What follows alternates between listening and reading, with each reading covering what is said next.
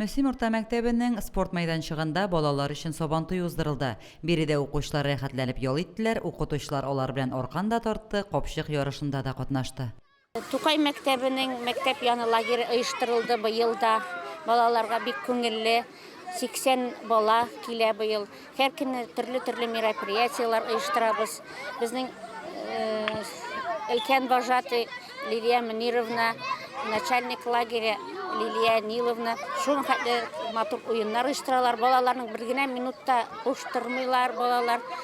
Хыял мәктәп яны лагерына 80 бала йөри. 4 отрядта 8 пионер вожатый көнне иртәнге гимнастикадан башлый. Балалар белән көндә кызыклы чаралар үткәрелә. Алар арасында татар кызы, татар егете конкурсы, брейн ринг, тапкырлар бәйгесе, спорт уеннары, күңелле балачак флешмобы да бар.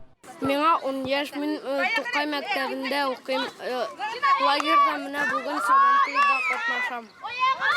Күңелле рәхәт. Лагерда ныгышы, анда күп бәйрәмнәр уйнаталар, күп ашаталар. Мин йөзүгә йөрим, лагерда нык рәхәт, күп бәйрәмнәр үткәрәләр.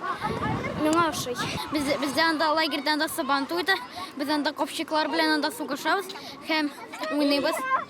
Монда миңа бик ошый, нык күп тәмле әйберләр бирәләр. Миңа бик ошый бу лагерда.